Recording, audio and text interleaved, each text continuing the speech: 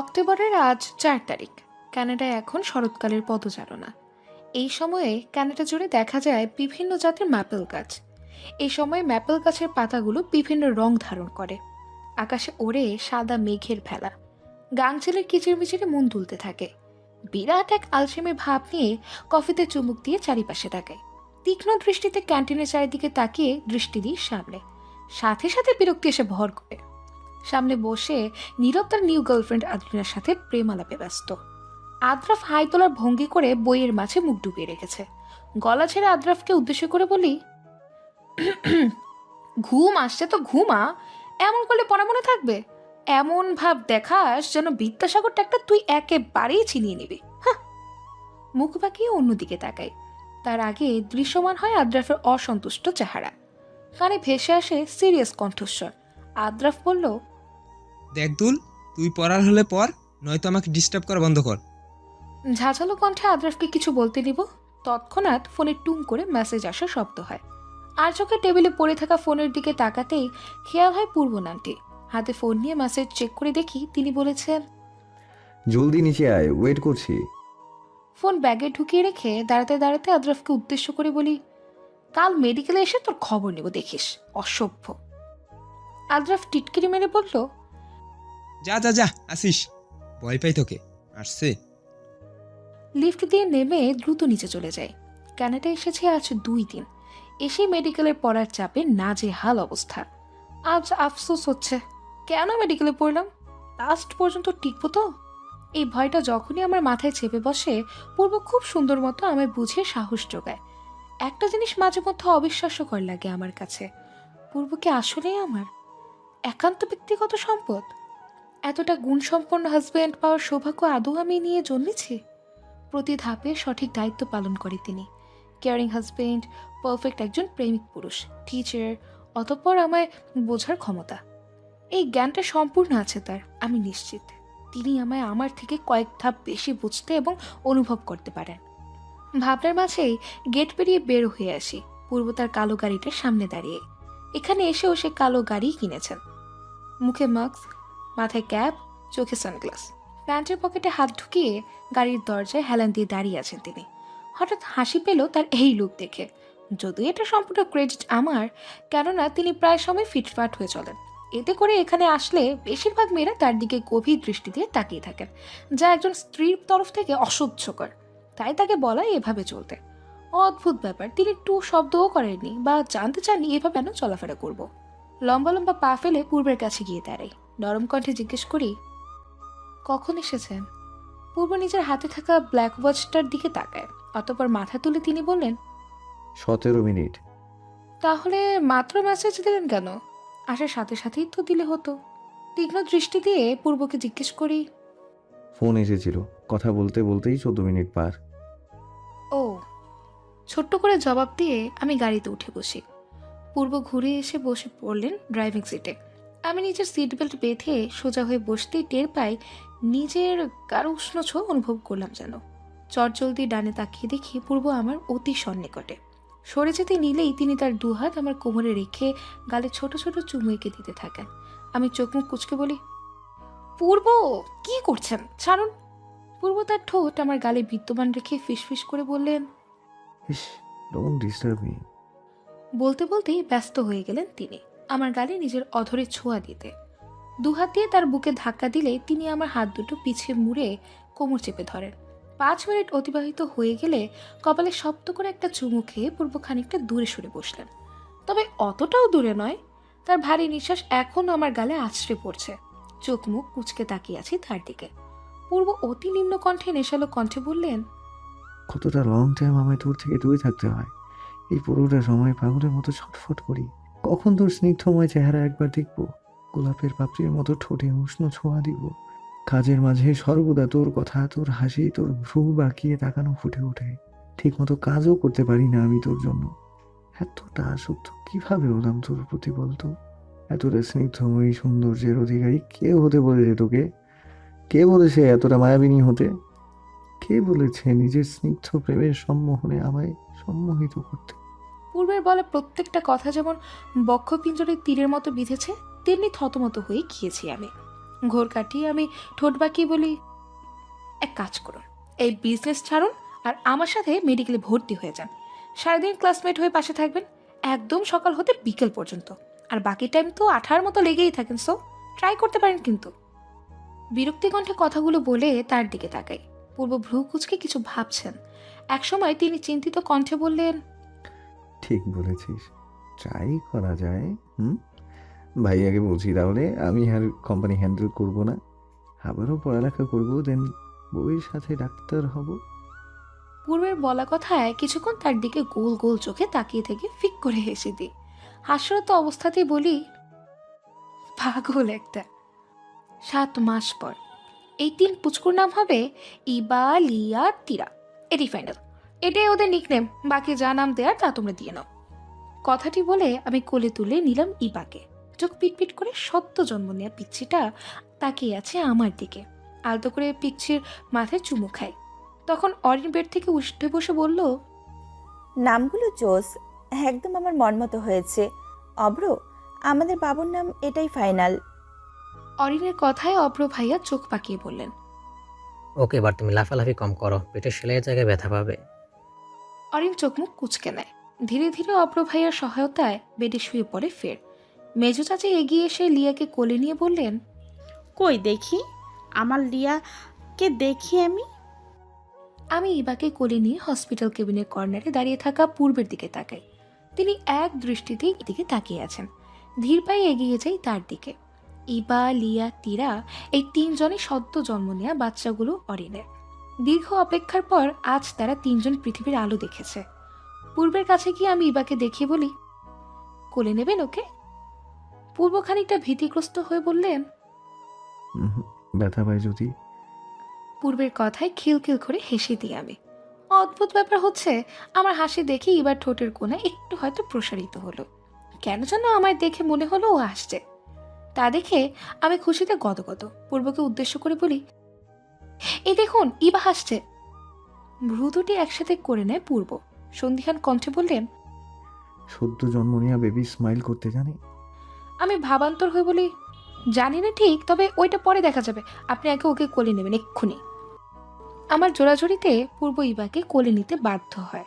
কোলে নিয়ে কেমন ভীত দৃষ্টিতে তাকিয়ে আছে সে। তা দেখে দম ফাটানো হাসি পাচ্ছে আমার। তবে এই টাইম হাসিটা বেমানান। দীর্ঘ একটা সময় হসপিটালে কাটিয়ে আম্মু, মামুনি, আমি সহ ভাইয়া, পূর্ব, বড় চাচা, মেজো চাচুকে বাসায় পাঠিয়ে দিয়েছেন। অরিনকে পরশু রিলাইজ দেওয়া হবে, তাই বাকিরা সেই দিন অবধি হসপিটালে থাকবেন। অরিন এবং বাবু সহ সবাই একসাথে বাসায় ফিরবেন। ফ্রেশ হয়ে সোফায় বসে আছি, মাথায় এক ভূত ঢুকে যায় আজ। অরিনের বাচ্চাদের দেখার পর কেন যেন নিজের মা হওয়া অদম্য ইচ্ছে জেগেছে, কিন্তু মনে ভয়ে জেগে বসেছে। কারণটা পূর্ব, তিনি চান না এটা।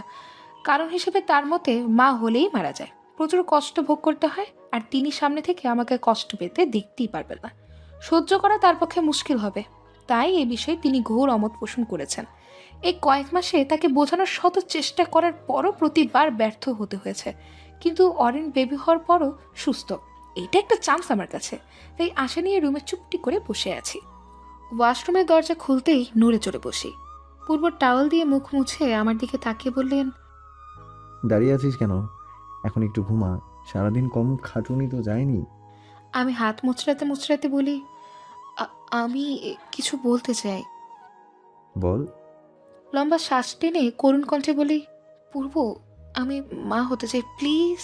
দেখুন, অরিনের বেবি হওয়ার পরও কতটা সুস্থ আছে, আমিও সুস্থ থাকবো ইনশাল্লাহ। পূর্বের মুখ গম্ভীরতায় ছেয়ে যায়। সে গম্ভীর কণ্ঠে বলল, একদম না, আগেই না করেছি না আমি? দরকার পড়লে বাচ্চা অ্যাডাপ্ট করবো তোর। হ্যাপি ম্যারেজ অ্যানিভার্সারি স্নিগ্ধ করি। কর্ণকুহরে কারো ফিসফিসানো নেশালো কণ্ঠস্বর ভেসে আসতেই গাঢ় ঘুম পাতলা হয়ে যায়। চোখের পাতা টেনে খুলে সামনে দৃষ্টি দিতে দৃশ্যমান হয় পূর্বের চেহারা। দুহাত পেছনে দিয়ে খানিকটা ঝুঁকে আছেন তিনি আমার দিকে, ঠোঁটের কোণায় মৃদু হাসি বহমান। ঝুঁকে থাকার কারণে তার কিছু চুল কপালের সামনে এসে রয়েছে, যার কারণে তার চোখ দুটো ঠিকমতো দেখতে পাচ্ছি না। হঠাৎ খেয়াল হয় পূর্বের কিছুক্ষণ আগে বলা কথাটি। লাফ দিয়ে শোয়া থেকে উঠে বসি। হৃৎপিণ্ড চরমভাবে লাফাচ্ছে। আমি পূর্বের দিকে তাকিয়ে কাঁদো কণ্ঠে বলি, আজ আমাদের ম্যারেজ অ্যানিভার্সারি। পূর্ব ইশারায় হ্যাঁ বললেন। আমি গোমরা মুখে তার দিকে তাকিয়ে আছি। পূর্ব তার ভ্রু দুটো একত্র করে বললেন, কি হয়েছে, মন খারাপ? আমি ফিচল কণ্ঠে বলি, আমি ভুলেই গিয়েছি পূর্ব, আজ আমাদের ম্যারেজ অ্যানিভার্সারি। পূর্ব খানিক হাসলেন, তার হাত দুটো পেছনে বহমান রেখে আমার পাশে এসে বসলেন। মৃদু কণ্ঠে বললেন, সো হোয়াট? আমি মনে রেখেছি না, একজন মনে রাখবে অন্যজন ভুলবে, সচরাচর এটাই হয়। দেখে আসছি, এতে মন খারাপ করার কিচ্ছু নেই। এবার তুই ভুলেই গিয়েছিস, সামনের বার আমি ভুলে যাব হয়তো। আমি ঠোঁট বাঁকিয়ে বলি, আপনি ভুলবেন? ইম্পসিবল। হ্যাঁ। পূর্ব ফের হাসলেন। পেছনে রাখা হাত দুটো তিনি সামনে আনতেই আমার চোখ যুগল বড় বড় হয়ে যায়। পূর্বের হাতে ফুলের বুকি, ব্ল্যাক রোজ দিয়ে তৈরি করা এটা। ফুলের বুকির মাঝখানটায় চকলেটে ভরপুর। আমি খুশিতে গদগদ হয়ে বলি, এটা আমার জন্য? পাশের বাড়ির আন্টির জন্য। পূর্বের কণ্ঠে রসিকতার ছাপ স্পষ্ট। আমি ফুলের বুকিটা হাতে নিয়ে চোখ পাকিয়ে বলি, শাট আপ। সশব্দে হেসে দিলেন তিনি। বেড থেকে নেমে দাঁড়িয়ে কোলে তুলে নেন। আমি হকচকে বলি, এই কি করছেন আজব, কোলে তুলছেন কেন? হেস, চুপ থাক। পূর্ব হাঁটা ধরলেন। ব্যালকনিতে এসে সিঁড়ি বেয়ে উপরে নিয়ে যেতে থাকলেন। পূর্বের রুমের উপরে একটা মিনি ছাদ রয়েছে, তারই সিঁড়ি এটা। এই ছাদে পূর্ব ব্যতীত কারো প্রবেশ নিষেধ ছিল, তবে আমি আসার পর পূর্বের থেকে আমারই রাজত্ব বেশি এই ছাদটায়। পুরো ছাদে গাছ লাগিয়ে ভরে ফেলেছি। তিনি কিছু বলেননি। মামুনি ছাদের অবস্থা দেখে মাথায় হাত দিয়ে ফেলেছিলেন চমকে, কারণ পূর্বের নাকি গাছপালা একদমই পছন্দ ছিল না। তবে আমার জন্য তিনি তার সব অপছন্দের জিনিসও পছন্দের তালিকায় ফেলতে চেষ্টা করেছেন। ছাদে এসে দাঁড়াতেই পূর্ব আমার দিকে তাকায়। সেই সময়টাতে আমি তার দিকে এক দৃষ্টিতে তাকিয়েছিলাম। তিনি ভ্রু নাচিয়ে বললেন, হোয়াট? এভাবে দেখছিস কেন? আজ আমায় একটু বেশি হ্যান্ডসাম লাগছে? প্রথমে কিছুটা লজ্জা অনুভূত হয় আমার, তবে পরক্ষণে আমি নিজেকে সামলে নিয়ে বলি, অযথা ফালতু কথা। এখানে কেন এনেছেন সেটা বলুন, আমার কলেজ আছে। সামনে তাকা। চটজলদি মাথা ঘুরিয়ে আমি সামনে তাকাই। দৃষ্টি আমার নিস্তব্ধ। চোখ দুটো গোল গোল করে তাকিয়ে আছে সামনে। ছাদের গাছগুলোতে ফুলে ভরপুর, খরগোশের আনাগোনা চারিদিকে। পুরো 4টা খরগোশ একপাশে শুভ্র রঙের পর্দা দিয়ে তাঁবু আকারে এক নির্দিষ্ট জায়গা ধরে চারিপাশটা মোড়ানো। তাতে হচ্ছে লাল নীল রঙের মরিচাপাতি। অশ্রুসিক্ত নয়নে পূর্বের দিকে দৃষ্টি দিই। আমি নরম কণ্ঠে বলি, এসব আপনি করেছেন তাই না? হুম। এগুলো তো আমার ড্রিম ছিল, আপনি জানলেন কি করে? পূর্ব কিছুটা আমতামতা করে বললেন, তোর ডায়েরিতে পড়েছিলাম, পুরোটা পড়িনি, টপ পেজেই লেখা ছিল। তা থেকে এইসব ডেকোরেশন নিজ হাতে করেছি, ফুল গাছ, খরগোশ, এভরিথিং। পছন্দ হয়েছে? আমি মুচকি হাসি দিয়ে পূর্বের গালে চুমু দিই। অতঃপর উচ্ছ্বাসিত কণ্ঠে বলি, খুব বেশি, একটু নামিয়ে দিন না, আমি খরগোশ কোলে নেব প্লিজ। পূর্ব তৎক্ষণাৎ আমায় কোল থেকে নামিয়ে দিলেন। তার চোখ মুখে বিস্ময় ছাপটা উপচে পড়ছে, হয়তো চুমু খাওয়ার জন্য। আমি নিজের এহেন কাণ্ডে নিজেই তাজ্জব বনে গিয়েছি। এতে তার এমন হতভম্ব হয়ে যাওয়াটা জায়েজ। কলেজে এসে আদ্রাফকে খুঁজছি চারিদিকে, তবে তার দেখা নেই। ক্লান্ত হয়ে ক্লাসরুমে যেতেই দেখি নীরবকে বরাবরের মতো আদ্রিনের সাথে চিপকে বসে আছে। আমি নিজের সিটে বসে পড়ে নীরবকে উঁচু গলায় ডাক দিয়ে বলি, নীরব পা, এদিকে আয় তো। কথাটা বাংলায় বলেছি আমি, যার কারণে সব স্টুডেন্টগুলো আমাকে এলিয়েনের নজরে কিছু সময় দেখে নিজেদের কাজে ব্যস্ত হয়ে পড়েন। এখানে বেশিরভাগ বাংলায় কথা বলি, এতে সবাই কিছুটা তাজ্জব বনে গিয়ে অদ্ভুত দৃষ্টিতে তাকিয়ে থাকে, যা দেখে দম ফাটানো হাসি হেসে শুধু। বিরক্তি চোখে নীরব আমার দিকে একবার তাকিয়ে আদ্রিনার থেকে বিদায় নিয়ে আমার পাশে এসে ধপ করে বসে পড়ল। কিছু একটা বিরক্তি কণ্ঠে বলল, কি সমস্যা? কুত্তার মতো চেঁচাস কেন আজব? আমি চোখ পাকিয়ে বলি, নিজেরটাকে আমাকে দিস কেন? হ্যাঁ, কুত্তা তুই। আচ্ছা বুঝছি, যা মানলাম আমিই কুত্তা। এখন বলতো ডাকছস কেন? আদ্রফ কই? নীরব কিছুটা ভাবুক হয়ে বলল। পরিশেষে ভ্রু বাঁকিয়ে বলল, বলতে পারি না, দাঁড়া ফোন দেই। ফোন বের করে নীরব আদ্রফকে কল দেয়, কিন্তু রিসিভ করলো না, বরং কেটে দেয়। তা দেখে আমার সন্দেহের মাত্রাটা বৃদ্ধি পেল। নীরব বাজখাই কণ্ঠে বলল, শালা সাহস দেখছস দোল, আমার ফোনটা কাইটা দেয়, আর আমি আজ আসুক। আমি নীরবের বলা কথায় পাত্তা না দিয়ে চিন্তিত কণ্ঠে বলি, আদ্রফের কিছু একটা হয়েছে দোস্ত। মানে কি হইব? আরে আজকাল দেখিস না কেমন টেনশনে থাকে, সারাদিন শুধু পড়তেই থাকে, খাওয়া দাওয়া নেই, ওর কিছু একটা হয়েছে। আমার চিন্তিত কণ্ঠস্বর শুনে নীরবের চেহারাতেও চিন্তার ভাবটা দেখা যায়। আদ্রাফ আজকাল উদ্ভট বিহেভ করছে, প্রতিটা সময় পড়ালেখা। যে ছেলে আগে বই ধরতো না সে একদিনে এত চেঞ্জ। তার থেকে বড় কথা খুব বেশি টেনশন আছে সে, এটা তার চেহারা দেখলেই বোঝা যায়। সেদিন ফোনেও কারোর সাথে তর্ক করতে দেখি, সব মিলে সব কিছু কেমন উল্টাপাল্টা লাগছে। আসলে হয়েছেটা কি আদ্রাফের? ক্লাস শেষ করে বের হতে দেখি শুভ্র ভাইয়াকে হাত নাড়িয়ে ইশারা করে বলছেন তার কাছে আসতে। আমি বড় বড় পা ফেলে ভাইয়ার কাছে দাঁড়াতেই তিনি বললেন, পূর্ব একটু বিজি ছিল দোল, তাই আমায় বলল তোমায় বাসায় নিয়ে যেতে। চলো যাই। আমি কিছুক্ষণ ভেবে বলি, ভাইয়া আমি পূর্বের অফিসে যাব। আচ্ছা, গাড়িতে ওঠো। গাড়িতে উঠে বসার পর আধ ঘন্টা পরই পৌঁছে যাই পূর্বের অফিসে। শুভ্র ভাইয়া পূর্বের কক্ষ কয়তলায় আছে তার লোকেশন বলে দিয়ে গাড়ি নিয়ে চলে যান। আমি লিফট দিয়ে উঠে পূর্বের কেবিনের কাছে আসতেই চোখ ছানা বড়া আমার। সাদা স্বচ্ছ কাচের বাহিরের দিয়ে স্পষ্টরূপে দেখা যাচ্ছে আদ্রাফ পূর্বের পা ধরে আগতি বিনতি করছে, আর পূর্ব ওকে ওঠানোর চেষ্টা করছে। আদ্রাফ কি বলছে তা শুনতে কাচের দরজা ঠেলে ভেতরে প্রবেশ করি। তখনই ভেসে আসে আদ্রাফের করুণ কণ্ঠস্বর। পূর্ব ভাই, প্লিজ আমার একটা পিয়নের চাকরি হলেও দিন। আমার অপারেশন পরশু। টাকা নেই পর্যাপ্ত পরিমাণে আমার কাছে। সঠিক সময়ে টাকা সংগ্রহ করতে না পারলে আমার আম্মুর অপারেশন করাতে পারবো না তাকে বাঁচাতে। একটু দয়া করুন পূর্ব ভাই। আদ্রাফের কথা স্তব্ধ আমি। পূর্বের দিকে চেয়ে দেখি তার মুখে রাগের আভাস। পূর্ব ঝাঁঝালো কণ্ঠে বললেন, এই ছেড়ে, পা ছেড়ে ওঠো। এভাবে আকুতি মিনতি করার কি আছে? ভাই ডাকো, তাহলে এভাবে পা ধরে বসে আছো কেন? কোনো পিয়নের চাকরি দিচ্ছি না তোমায়। নিজের স্টাডিতে ফোকাস করো। তোমার মায়ের যা টাকা লাগবে অপারেশনে সব আমি দেব। এখন মানা করলে ঠাঁঠি এক চড় মারবো। কিন্তু এভাবে টাকা নেই কি করে পূর্ব ভাই? ভাই ডাকো তুমি।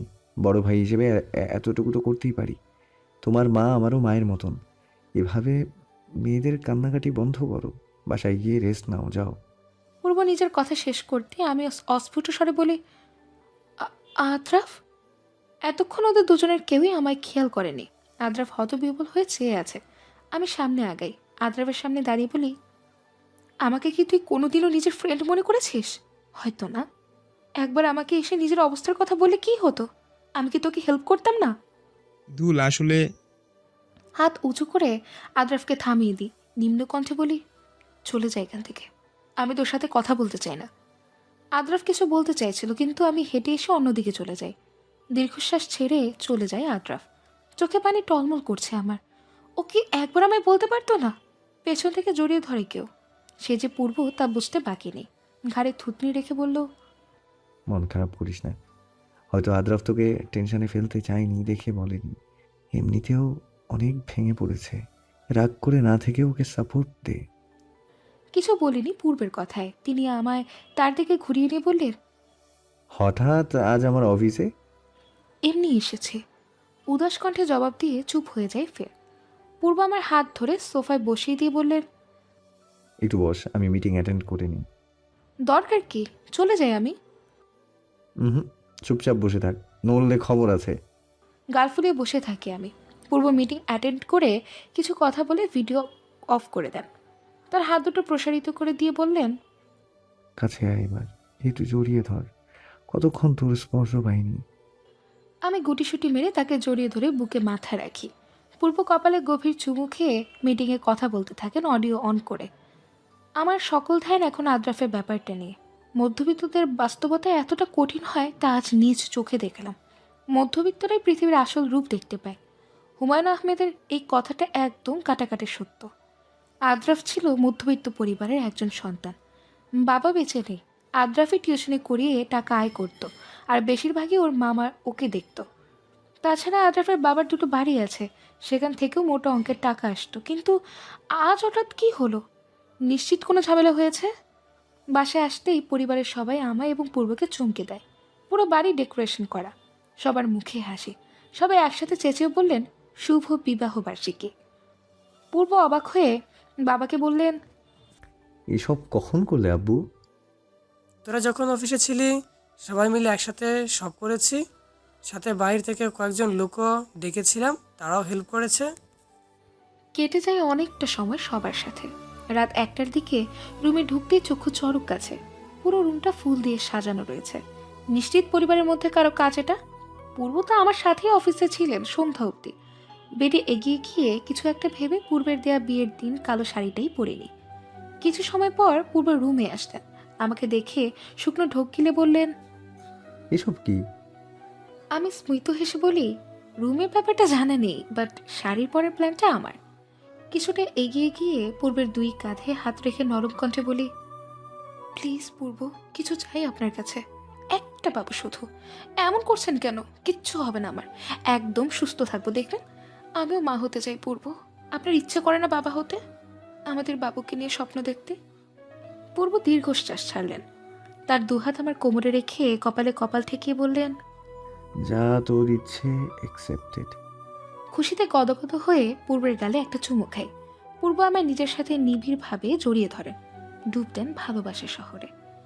1 মাসের টানা পরীক্ষায় নাজেহাল অবস্থা আমার। আজ শেষ হলো পরীক্ষা। আগের দিনগুলো থেকে আজ একটু বেশি ক্লান্ত অনুভব হচ্ছে। ওয়াশরুমে গিয়ে মুখে পানি ছিটা দিতেই গলা দিয়ে গল গল করে বমি বেরিয়ে আসে। বমি করা শেষে দুহাতে মুখ ঢেকে নিই। যা ভাবছি আমি তার 70% শিওর। আমি পুরোপুরি শিওর হতে মেডিকেলের একজন ডাক্তারের কাছে যাই। তিনি আমায় চেক করে মুচকি হাসি দিয়ে বললেন, congratulation Dol, you are pregnant. চোখ দুটো থেকে গড়িয়ে পড়ে খুশির অশ্রু। ডাক্তার চলে যায়। আমি পেটে হাত দিয়ে বিড়বিড় করে বলি, এসে গেছে সে, এসে গেছে আমার কাঙ্ক্ষিত সেই জন, আমার এবং পূর্বের প্রণয়ের চিহ্ন। প্রথম মা হওয়ার অনুভূতির মতো সুখময় অনুভূতি আর একটাও নেই বোধহয়। কলেজ থেকে বাসায় এসে একাধারে ভেবে যাচ্ছি পূর্বকে কিভাবে বলবো কথাটি, তবে মাথায় তেমন কিছুই আসছে না। ভাবনামগ্নকালে খচখচ শব্দ করে রুমে প্রবেশ করে অরিন। ওকে দেখে মুচকি হাসি দিতেই অরিন ভ্রু কুচকে বলল, কাহিনী কি দোল? তুই হাসতেছিস কেন হুদা? আমি ফের হাসি দিয়ে বলি, বহু বড় কাহিনী আছে দোস্ত, শুনলে তুই এক্ষুনি নাচা শুরু করবি। তো এখন চুপ কেন? জলদি বল, কি হয়েছে? ভরাট কৌতূহল কণ্ঠে বলল অরিন। আমি দীর্ঘশ্বাস টেনে মিহি কণ্ঠে বলি, আমি প্রেগনেন্ট অরিন। স্তব্ধ চাউনিতে কিছু সময় যাবৎ অরিন আমার দিকে তাকিয়ে থাকে। পরিশেষে আমার কাছে এসে শক্ত করে জড়িয়ে ধরেও আবেগী হয়ে বলল, আলহামদুলিল্লাহ, আলহামদুলিল্লাহ। তার মানে আমাদের দোল পাখিরও ছোট্ট প্রিন্স নয়তো প্রিন্সেস আসবে, তাই না? ইনশাল্লাহ। অরিন খুশিতে গমগম হয়ে কিছুক্ষণ বকবক করলো। অতঃপর আমার দিকে গভীর দৃষ্টি দিয়েও বলল, তুই কি কিছু চিন্তা করছিস? মুখ এমন চিন্তিত কেন? আমি নড়ে চড়ে বসে বলি, অরিন, এই প্রেগনেন্সির কথাটা পূর্বকে কিভাবে বলবো বুঝতে পারছি না। অরিন ভাবুক হয়ে বলল, আমি তো অব্রকে এমনিই জানার সাথে সাথে ফোন দিয়ে বলেছিলাম, বাট তুই এমনি বললে তো চলবে না। লাভ বার্ডস তোরা, পূর্ব ভাই তোর জন্য কত কিছু করছে, সব কিছুতেই স্পেশাল রাখছে। সো তার জন্য কিছু স্পেশাল করা জরুরি। প্রথম বাবা হচ্ছে, এটা যেন সে একটু আলাদাভাবে জানতে পারে। এক্স্যাক্টলি এইটাই বলতে চাচ্ছিলাম আর কি। বল না, কি করব? অরিন ভাবান্তর হয়ে পড়ল। এক সময় প্রফুল্ল হয়ে বলল, আরে দোস্ত, পরশু যে পূর্ব ভাইয়ার বার্থডে, জানিস? না। আমি নিচু কণ্ঠে বলি। অরিন আমার কাঁধে হাত দিয়ে শান্ত কণ্ঠে বলল, ব্যাপার না, মেডিকেলের প্যারা আমি বুঝি না পড়লেও তুই পড়া সামলাবি নাকি এসব মনে রাখবি? আচ্ছা যাই হোক, এখন আসল কথা বলি। তুই পূর্ব ভাইয়ার বার্থডের দিন বলবি, এটা ভাইয়ের জীবনের সবচেয়ে বেস্ট বার্থডে গিফট হিসাবে থাকবে। তোদের মিনি ছাদটাই ডেকোরেশন করিয়ে দেবো নে। আমি প্রশান্তির শ্বাস ফেলে বললাম, এটাই ভাবছিলাম। আচ্ছা, এটাই ফাইনাল? হুম। অরিনের সাথে কিছু কথা বলে পড়তে বসে পড়ি। পূর্ব বাসায় নেই, আজ আসতে তার রাত হবে অনেক, তাই বারংবার বলে দিয়েছে আমি যাতে তার অপেক্ষা না করি ঘুমিয়ে পড়ি পড়াশোনা শেষ করে। গালে হাত দিয়ে অশ্রুপূর্ণ দৃষ্টি নিয়ে আদ্রাফ তাকিয়ে আছে জান্নাতের দিকে। রাগে ফুসফুস করছে জান্নাত। আদ্রাফকে আরও 4-5টা থাপ্পড় মেরে গাল লাল করে দিতে পারলে তার শান্তি হতো, খুব বেশি শান্তি। জান্নাত হুঙ্কার ছেড়ে বলল, এই তোর সাহস কি করে হয় রে বিয়ে করবি না বলার? আমার থেকে কথা লুকাস? সামান্য টাকার সমস্যা বলে তুই আমায় বিয়ে করবি না? 3 বছরের ভালোবাসা পায়ে ঠেলে দূর দূর করে তাড়িয়ে দিলি। বুক কাঁপলো না? একবারও ভাবলে না আমার কি হবে আদ্রাফ? তোমার জন্য আমি আমার পরিবার ছেড়ে এই কানাডায় এসেছি, এটার কি কোনো মূল্য নেই? সামান্য টাকার জন্য বলছো সম্পর্ক ভাঙতে? টাকা আজ নেই কাল আসবে, এটাই নিয়ম। পরিশ্রম করলে সব হয়। আমরা দুজন না হয় বিয়ের পর ছোটখাটো জব করলাম, টাকা না থাকাকালীন প্রথম প্রথম হয়তো একটু কষ্ট হবে, তবে দুজন মিলে সঠিকভাবে সবকিছু হ্যান্ডেল করলেই তো হয়ে যাবে। শেষের কথাগুলো শান্ত হয়ে ধরা কণ্ঠ বলল জান্নাত। আদ্রাফের বুকে মোচড় দিয়ে উঠল। এই মেয়েটা এত ভালো কেন? ভুল মানুষকে ভালোবাসেনি সে ভাবতেই এক চিলতে হাসি ফুটে ওঠে ঠোঁটের কোণায় আদ্রাফের। হাসি দেখে ফের রেগে যায় জান্নাত। রাগান্বিত কণ্ঠে বলল, এই ছেলে হাসছিস আবার? আমি কোনো হাসার কথা বলেছি কুত্তা? আদ্রাফ এবার আদুরে কণ্ঠে বলল, সি জান, জামাইকে কেউ কুত্তা বলে? তওবা করো। জান্নাত কাঁদো কাঁদো চেহারা বানিয়ে বলল, তার মানে তুই বিয়েতে রাজি? আদ্রাফ এগিয়ে এসে জান্নাতকে শক্ত করে জড়িয়ে ধরে বাহু ডোরে আগলে নেয়। শীতল কণ্ঠে বলে, অবশ্যই রাজি, আমারই ভুল। আর 5টা মেয়ের মতো তোমার ভাইয়া পেয়েছিলাম। এখনকার কিছু মেয়েদের মনে ভালোবাসা নেই। টাকা আছে তো তারা আছে, নয়তো টাকা নেই দূরে চলে যায়। আগে আমার টাকা ছিল, বিত্তশালী ছিলাম, কিন্তু মামারা যে এভাবে ঠকিয়ে বাবার 2টা বাড়ি তাদের নামে লিখে নেবে ভাবতেই পারিসনি। কিন্তু মামারা যে এভাবে ঠকিয়ে বাবার 2টা বাড়ি তাদের নামে লিখে নেবে ভাবনাতেই আসেনি। তারা এভাবে ধোঁকা কেন দিল? জান্নাতকে আদ্রাফ আর 4-5টা মেয়ে, জান্নাতকে আদ্রাফ আর 5টা মেয়ের মতো তুলনা করায় প্রথমে সে ভেবেছিল আদ্রাফকে কড়া কয়েকটা গালি দিবে, অতপর 4টা থাপ্পড় ঘুষি। তবে তা আর হলো না। আদ্রাফের উদাস মুখ দেখে মন খারাপ হয়ে যায় তার। জান্নাত নরম কণ্ঠে বলল, মন খারাপ করো না, সবাই তো আর এক না। কালসাপ আছে আমাদের আশেপাশে আপনজন হয়ে, তবে আমরা তাদের চিনতে পারি না, যার ফলস্বরূপ এক নির্দিষ্ট সময়ে আমাদের এই আঘাত ভোগ করতে হয়। সবাই তো আর সুখ লাভ করে না। তাছাড়া আমি আছি না, প্রতি কদমে আমি তোমার সাথ দেব, ভরসা রাখো। ভালোবাসি আদ্রাফ। আদ্রাফ শক্ত করে জান্নাতের মাথা চেপে ধরে নিজের বক্ষ পিঞ্জরায় ফিসফিস করে জান্নাতের কানের কাছে গিয়ে বলল, ভালোবাসি আমিও, কান নিষেধ কর না। ভ্রু কুচকে যায় জান্নাতের। সে চোখ মুখ কুচকে বলল, এই ক্রাশিত কন্যাটা আবার কে? কেন তুমি কেমনে কি? দিনে যেই পরিমাণে ক্রাশ খাও সেই অনুসারে এই নামটা তোমার জন্য একদম ফিট। জান্নাত দাঁত বের করে হেসে বলল, যার উপরই ক্রাশ খায় না কেন, ওইটা তো ক্ষণিকের, আমার মন তো তোমাকে দেওয়া। রাতের বেলা মিনি ছাদটায় এসে চুপচাপ একটা খরগোশ কোলে নিয়ে বসে আছি। রাত প্রায় এখন 2টো। পূর্বের বাসায় আসার নাম গন্ধ পর্যন্ত নেই এখনো পর্যন্ত। রাগ লাগছে তো আবার কান্না পাচ্ছে উৎফর চিন্তা করে। প্রেগনেন্সির সময় এত তাড়াতাড়ি মুড সুইং হয় নিজেই ধরতে পারি না। গাড়ির হর্ন শুনে কোল থেকে খরগোশ নামিয়ে ছাদের কর্নারে চলে যায়। আধারের মাঝে চাঁদের সহ বিভিন্ন লাইটের আলোয় স্পষ্টরূপে দেখা যাচ্ছে পূর্বকে।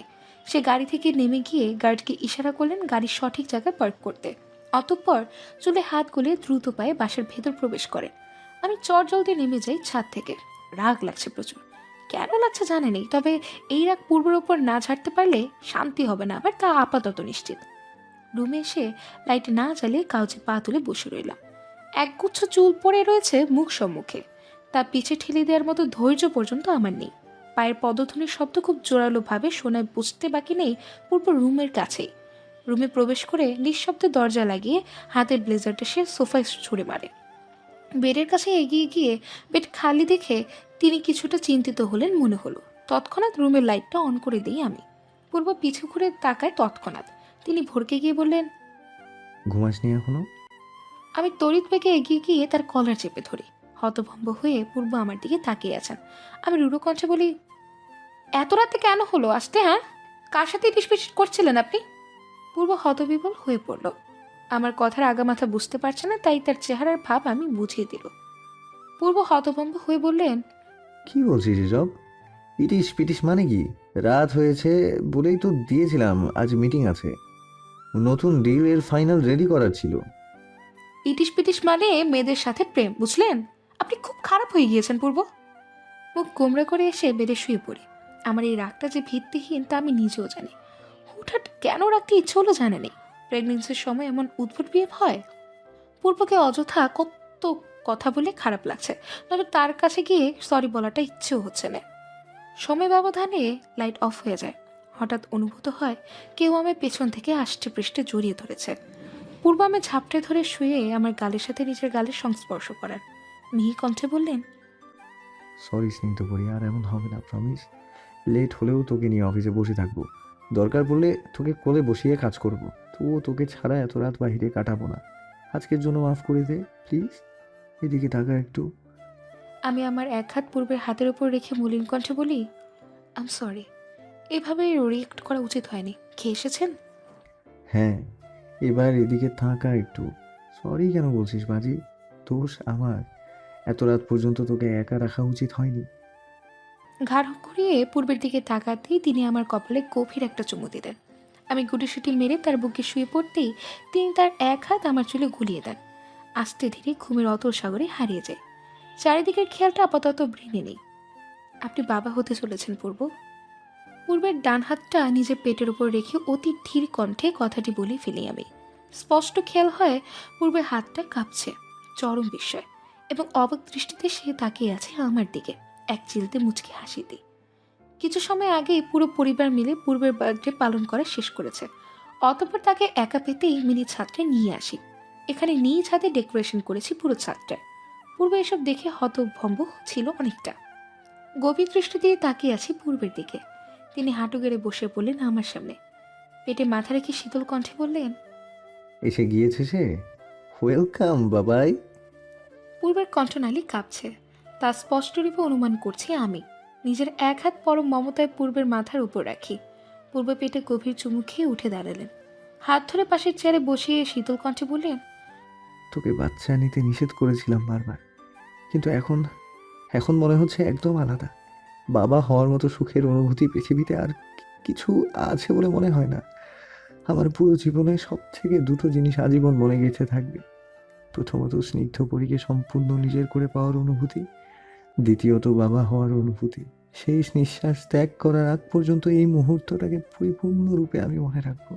ভালোবাসি স্নিগ্ধ পরী, সব কিছু তোর জন্য, সব প্রাপ্তি, সব সুখ তোর কারণে প্রাপ্য। আমি আলতো হেসে বলি, আমার সুখ তো আপনাকে ঘিরেই। জীবনের আসল সৌন্দর্য আনন্দ আপনার কারণেই দেখতে পেয়েছি। ভালোবাসা নামক এক মহা সুন্দর অনুভূতির সাথে পরিচিত হয়েছে। এখন থেকে তোর সব কাজ করা বন্ধ। কিচেনে যাওয়া তো পুরোপুরিভাবে নিষেধ। কলেজে দুজন লেডি গার্ড থাকবে সর্বদা তোর সাথে। বাসায় আমি সহ পুরো ফ্যামিলি আছে। বাসায় থাকাকালীন বেড থেকে নামবি না একদম। খাওয়ার পরিমাণ আগের থেকে দ্বিগুণ বাড়াতে হবে। যে পরিমাণে খাস ওইটাতে একটা ইঁদুরেরও পেট ভরবে কিনা সন্দেহ। রাত জেগে পড়াশোনা বন্ধ। আমি উদাস কণ্ঠে বলি, আর কিছু? পূর্ব কিছুটা ভাবুক হয়ে বললেন, ভেবে দেখতে হবে। আমি মুখ কাচুমাচু করে বলি, এসব ফলো করলে আমি পাগল হয়ে যাব। ঘরে বসে কতক্ষণ থাকা যায়? তার জন্য আমি আছি। আমি আপনার সব কথা মানব, তবে আমার একটা বিশেষ কথা, বিশেষ অনুরোধ আপনাকে মানতেই হবে। কি বিশেষ অনুরোধ? ভ্রু বলেন তিনি। আমি লম্বা শ্বাস টেনে বলি, হসপিটালে গেলে হাত দিয়ে বসে আছি চুপচাপ, দৃষ্টি ফ্লোরে নিবদ্ধ। রাগে রীতিমতো গা কাঁপছে, তবে পাশের ব্যক্তির আমার যেন কোনো খেয়ালই নেই। সে দিন দুনিয়া ভুলে মোবাইলে কথা বলে যাচ্ছে। দেখেই বোঝা যাচ্ছে কতটা সিরিয়াস। তাই আর পূর্বকে ডিস্টার্ব করতে ইচ্ছে হলো না। হসপিটালে আসার মূল কারণটা পূর্ব।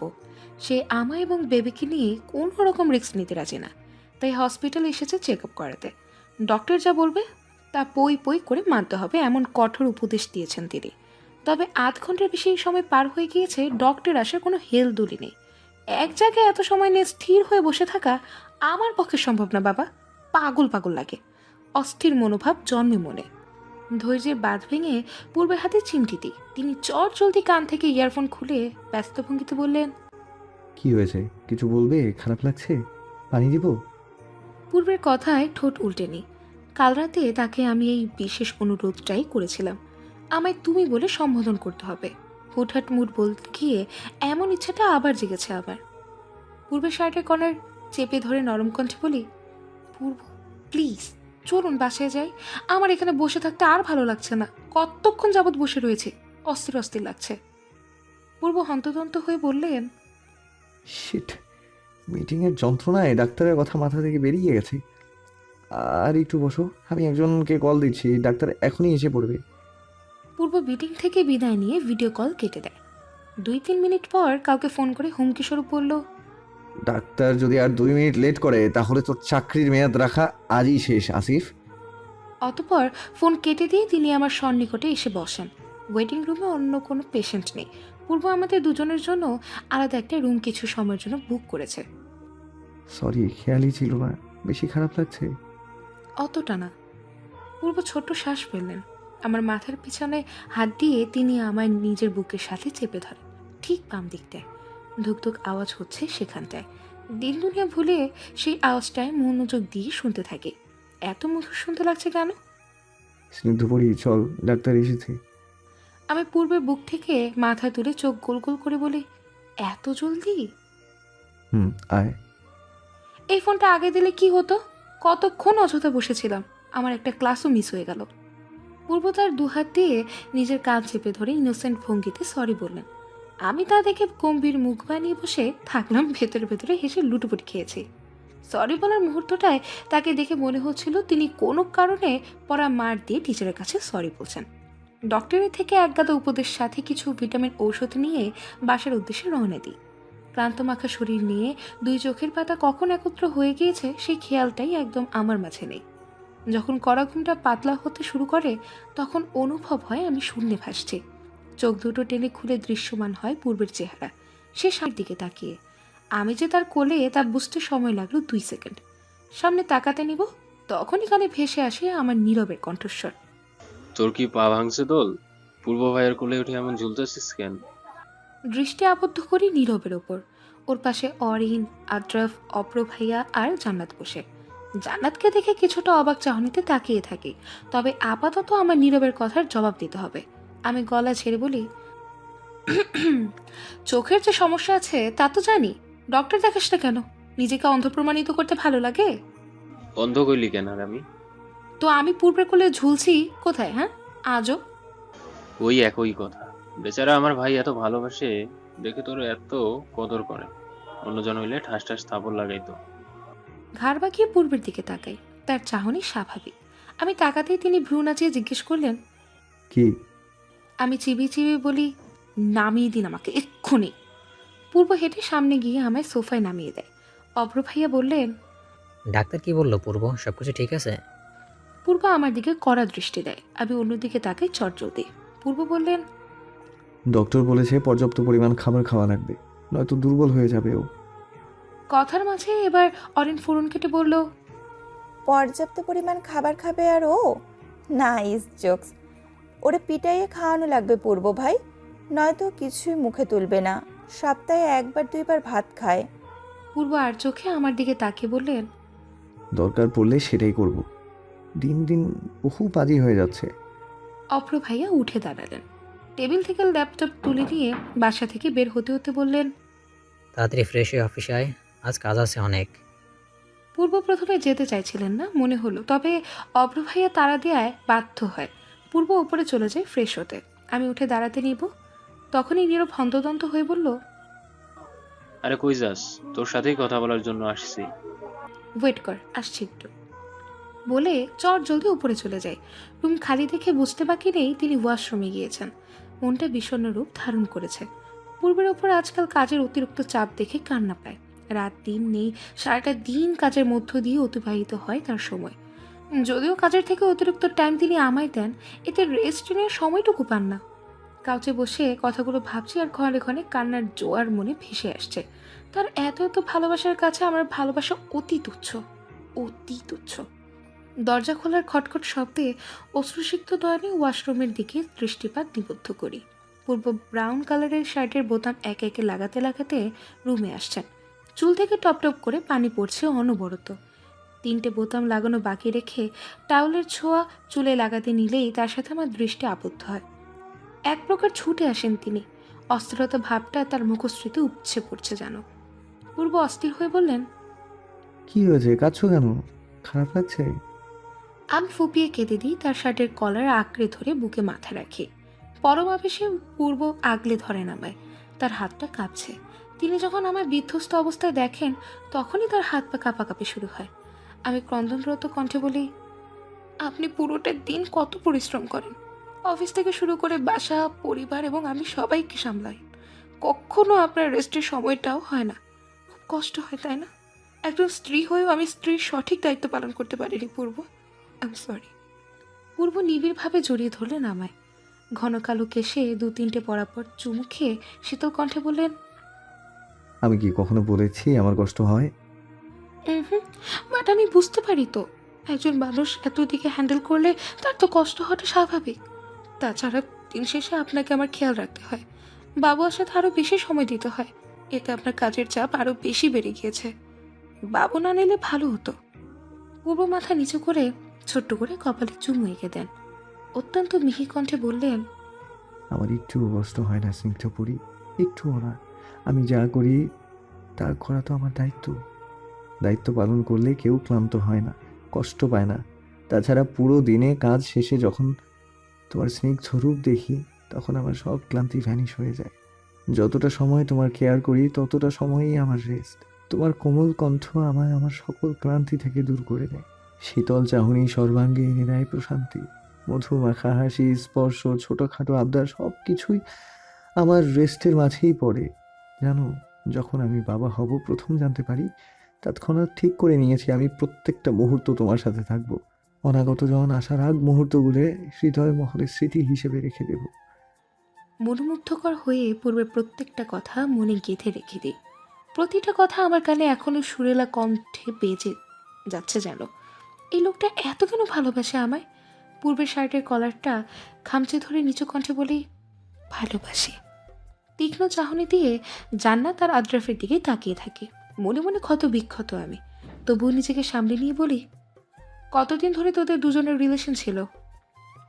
জান্নাত কম কম সুরে বলল, 1.5 বছর। ও। ছোট্ট করে জান্নাতকে জবাব দিয়ে আদ্রাফের দিকে চাহনি মেলে দিই। ওর চোখ মুখে অপরাধী ভাবটা উপছে পড়ছে। আমি তা দেখে তাচ্ছিলের হাসি দিই। তাচ্ছিল ভরা কণ্ঠে বলি, তা মিস্টার আয়ুষ মোহাম্মদ আদ্রাফ, এটা বললেও কি আমি টেনশনে থাকতাম? আর কি কি লুকিয়েছেন আমার থেকে? আদ্রাফ মাথা তুলে ধরা কণ্ঠে বলল, আপনি আপনি করে বলছিস কেন দুল? তো আর কি বলবো অপরিচিত মানুষকে? অপরিচিত? 10 বছরের ফ্যানশিপ আমাদের। আমি ফের তাচ্ছিলের কণ্ঠে বলি, তো এই 10 বছরে তোকে অন্ধের মতো বিশ্বাস করেছি, ছোট বড় সব কিছু শেয়ার করেছি, আর তুই কিনা তোর জীবনের সব থেকে জরুরি 2টি বিষয় আমি জানালি না? আসলে আমি দাঁড়িয়ে গিয়ে কাটকাট কণ্ঠে বলি, নো এক্সকিউজ, আমি তোর সাথে আর কথা বলতে চাই না, যোগাযোগ করবি না আমার সাথে আর। এক মুহূর্ত না দাঁড়িয়ে উপরে চলে আসি। পেছন থেকে নীরব, অরিন সবাই ডাকছিল, তবে আমি 1 সেকেন্ডের জন্য দাঁড়াইনি। আদ্রাফ এমন কেন কেন করলো? নিজ জীবনের এত বড় 2টি বিষয় আমার জানালো না। কিসের এত সংকোচ, কিসের? রুমে বসে বই নিয়ে চুপচাপ ছিলাম। দৃষ্টি বইয়ের মাঝে থাকলেও পড়াতে মন নেই, আসছে না। টানা পড়ার ফলে মাথায় ঝিম ধরে আছে। ঘড়ির দিকে তাকিয়ে দেখি 12টা বেজে 10 মিনিট। পূর্ব এখনও আসেনি, এত দেরি হয়ে গেল। লোকটার কাজের চাপ আজকাল বড্ড বেশি। এসবের দীর্ঘ নিঃশ্বাস ত্যাগ করা ছাড়া আমার আর কিচ্ছু করার নেই। ফোন হাতে নিয়ে কিছুক্ষণ গুতোগুতি করে ছুঁড়ে মারি কাউচে। সোফা থেকে নেমে সিঁড়ি বেয়ে নিচে চলে আসি। বাসার সবাই এখনও জাগ্রত। বড় চাচু আর বাবা দুজনেই ড্রয়িং রুমে সোফায় বসে কথা বলছেন। মেজো চাচু পাশে বসে ল্যাপটপে টাইপিং করছেন। মামুনি, আম্মু, চাচিরা নিশ্চিত ইবালিয়া তিরাকে সামলাতে ব্যস্ত। মেইন ডোরের দিকে তাকাতেই দেখি পূর্ব আসছেন। আমায় দেখি মৃদু হাসি দেন। বড় চাচু সহ সবার সাথে টুকটাক কথা বিনিময় করে উপরে চলে আসলেন তিনি। আমায় বড় চাচু বা বাবা কেউ দেখেনি, তাদের উল্টো দিকে আমি। পূর্ব আমার কাছে এসে 2 বাহু টেনে ধরে কপালে গভীর চুমু খেলেন। আমার গালে আলতো হাত রেখে বললেন, বেশি লেট করে ফেলেছি? হুম। রাতে খেয়েছো? হ্যাঁ, মামুনি খাইয়ে দিয়ে গিয়েছিল। আপনি খেয়েছেন? হ্যাঁ, বাহিরে থেকে। রুমে চলো, সিঁড়িতে এভাবে কখনো দাঁড়িয়ে থাকবে না। আমি মাথা নাড়িয়ে উপরে যেতে নিতেই কর্ণপাত হয় বাবার কণ্ঠস্বর। পূর্ব আমি দুজন মুখ চাওয়াচাই করে নিচে নেমে যাই। দরজার দিকে দৃষ্টি দিতেই চোখ ছানা বড়া। সায়ন ভাইয়া বর বেশে দাঁড়ানো, তার পাশে বধূ বেশে দাঁড়িয়ে থাকা মেয়েটাকে দেখে চমকে গিয়ে চিৎকারটি। ভীতিগ্রস্ত নয়নে চেয়ে আছি মেয়েটার দিকে। চটজলদি পূর্বের পিছিয়ে লুকিয়ে পড়ি। ভয়ে কাঁপছি প্রায় আমি। সায়ন ভাইয়ের পাশে দাঁড়িয়ে আছে আরিশা আপু, ভাইয়ের গার্লফ্রেন্ড, যিনি কিনা 1 বছর আগে মারা গিয়েছিলেন। কিন্তু আজ হঠাৎ ভাইয়ের পাশে তাকে বধূ বেশে দাঁড়িয়ে থাকতে দেখে ব্যাপারটা ঠিক হজম হলো না আমার। ভয়ে ছোটখাটো চিৎকার মেরে পূর্বের পিছে লুকিয়ে পড়বি। পূর্ব চট জলদি পিছে ঘুরে দাঁড়িয়ে আমায় আগলে নেন, চিন্তিত কণ্ঠে বললেন, কি হয়েছে? চিৎকার দিচ্ছ কেন? ভয় পাচ্ছ কেন? What happened? পূর্ব অস্থির হয়ে উঠলেন। তার কথার উত্তর দেওয়ার মতো ভাবান্তর আমার মাঝে নেই। আমি আরিশা আপুর দিকে তাকিয়ে আছি। মৃত মানুষ জীবিত হয় কি করে? How can it possible? Arisha আপু এগিয়ে আসলেন। আমি পূর্বের শার্টের শেষাংশ চেপে ধরে তার সাথে মিশে দাঁড়াই। আপু এগিয়ে এসে আমাদের দুজনের সামনে দাঁড়িয়ে আলতো হেসে বললেন, তোলা আমাকে দেখে ভয় পাচ্ছে। ভ্রুযুগল কুঁচকে যায় পূর্বের। তিনি সন্দিহান কণ্ঠে বললেন, আপনাকে দেখে ভয় পাওয়ার কি আছে? কারণ আমি মারা গিয়েছি এটা জানে তোলা। আচমকা আমার সামনে দেখে ভয় পাচ্ছে হয়তো। তাছাড়া প্রেগনেন্সির টাইমে সব কিছুই একটু অতিরিক্ত হয়, ভয়, রাগ, কৌতূহল, তবে হরমোন ভেদে। মাথা তুলে নিই পূর্বের বক্ষপিঞ্জর থেকে। তার দিকে চেয়ে দেখি শত কৌতূহলের ছাপ এটে সেটে আছে পূর্বের মুখশ্রীতে। আরিশা আপু আলতো হাত আমার গালে রাখলেন, ধীর কণ্ঠে বললেন, ভয় পেও না দোলা, আমি মারা যাইনি। আব্বু আম্মু মিথ্যা কথা বলেছে তোমাদের। রিজনটা ছিল তারা চায়নি আমি সায়ানকে বিয়ে করি, ওর সাথে কোনো সম্পর্ক রাখি। আব্বু আম্মু সায়ানকে পছন্দ ছিল না, কিন্তু আমি তো ভালোবাসতাম সায়ানকে, মানিনি তাদের কথা। তাই তারা আমায় নিয়ে সিলেটে চলে যান। যার আগে এমন একটা নাটক সাজিয়ে রেখে যান যাতে সবাই মনে করে আমি মারা গিয়েছিলাম, আর সবাই তা মনেও করেছে। সিলেটে আমার আব্বু আম্মু ঘর থেকে বের হতে দিত না। আস্তে আস্তে আমার পাগলামির আচরণ বেড়ে যায়।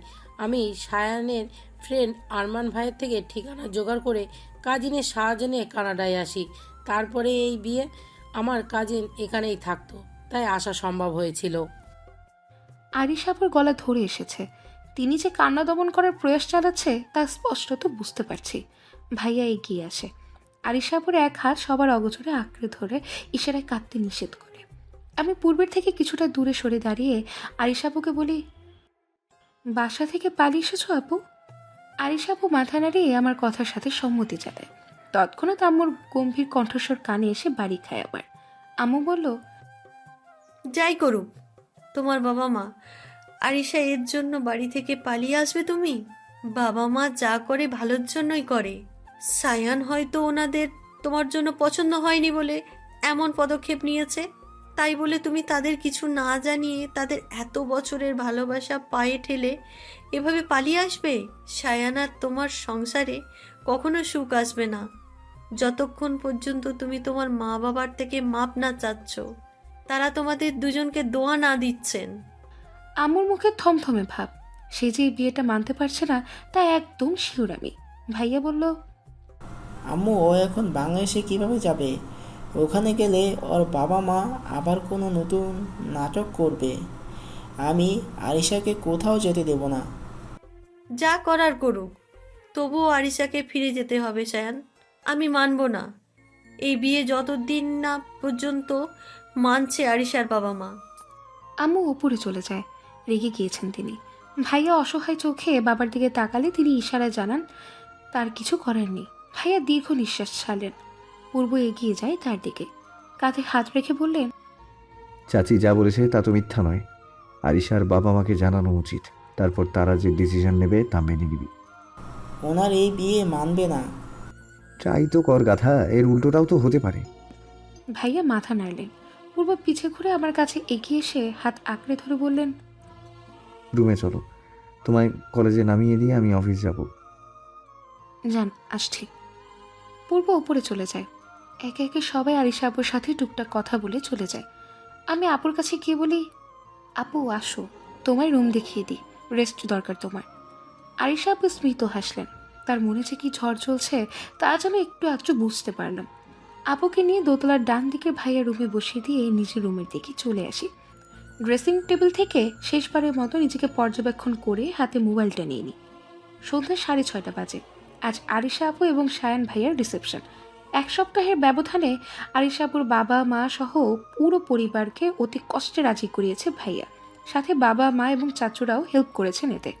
আরিশা আপুর বাবা মা সহ তার পরিবারের সবাই এখন কানাডায় আমাদের বাসায়। এখান থেকেই তাদের বিয়ে সম্পূর্ণ হবে সাদামাটাভাবে। অতঃপর আমরা সবাই যখন ভ্যাকেশনে বাংলাদেশে যাব তখন পুরো সমাজকে জানানোর জন্য বড় করে বিয়ের অনুষ্ঠান করা হবে। আপাতত কানাডার কয়েকজনকে ইনভাইট করা হয়েছে ভাইয়া আপুর রিসেপশনে।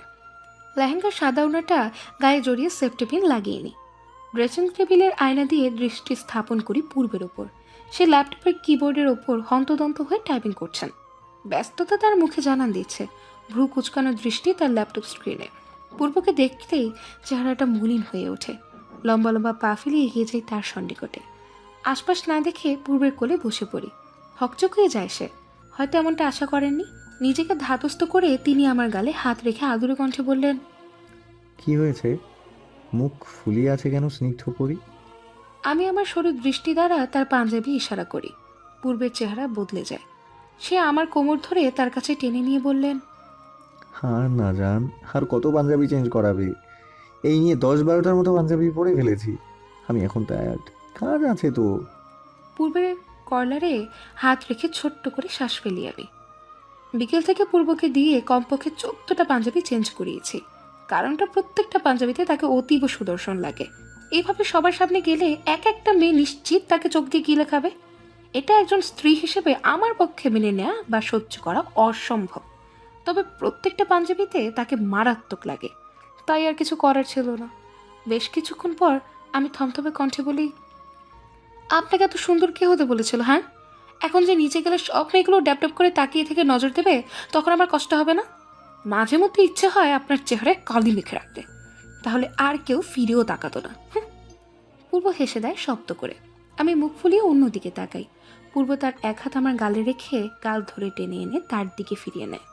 তার অধরের ছোঁয়া এঁকে দেন একে একে আমার গালে।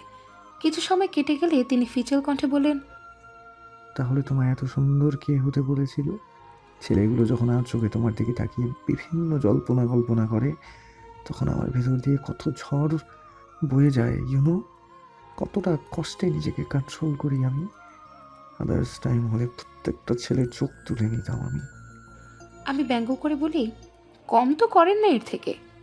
সেদিন যে এক ছেলে প্রপোজ করলো, বেচারার হাত পা ভেঙে হসপিটালে বেডে পাঠিয়ে দিলেন। হাত পা ভেঙেছি শুধু, এটা জাস্ট নর্মাল আমার কাছে স্নিগ্ধ পড়ি।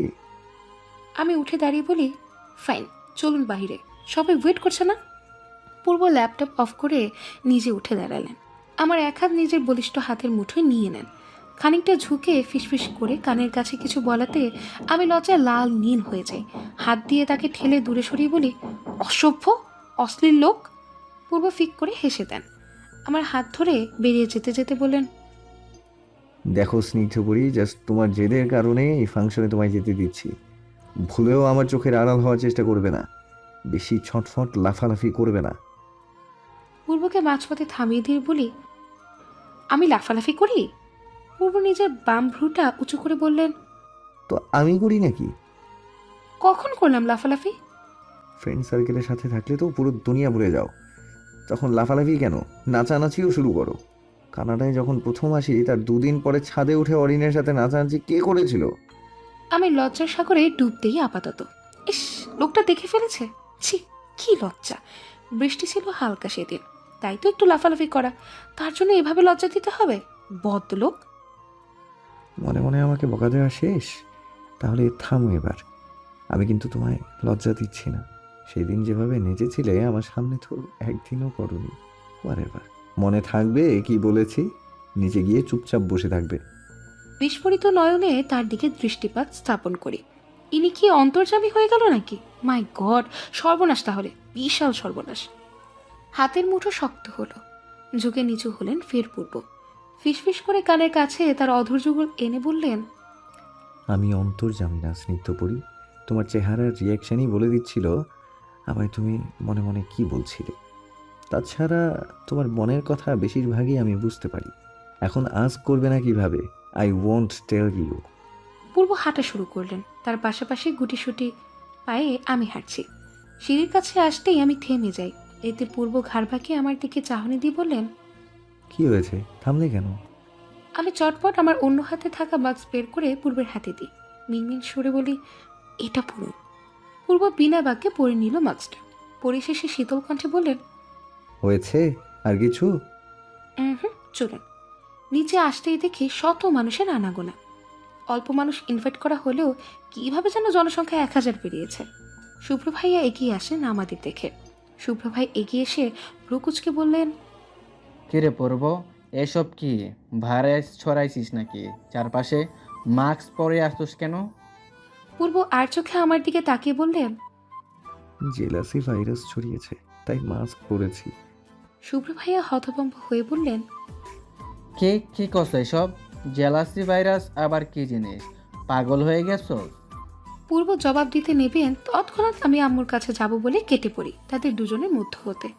Jealousy virus, like seriously? হাসি পাচ্ছে প্রচুর, তবে আশেপাশে মানুষ অনেক। এভাবে হুট করে হেসে দিলে তারা নিশ্চিত আমাকে পাগল ট্যাগ দিতে 1 মিনিটও লেট করবে না। স্টেজে বসে আছি আরিশা আপুর সাথে। আপুর সাথে অনেক আগে থেকে একটা স্ট্রং রিলেশন আছে। তাকে আমি নিজের ভাইয়ের বউ থেকে বেশিরভাগ বোন হিসেবে দেখি। অদূরে পূর্ব দাঁড়িয়ে আছেন, অপ্র ভাইয়া, শুভ্র ভাইয়া এবং তার বন্ধু মহলের সাথে কথা বলছেন। আর চোখে কত হাজারবার আমার দিকে তাকিয়েছিলেন তার হিসাব আমি করতে পারিনি। যখনই আশেপাশে তাকাতাম তখনই পূর্বের দৃষ্টি আমার উপর থাকতো।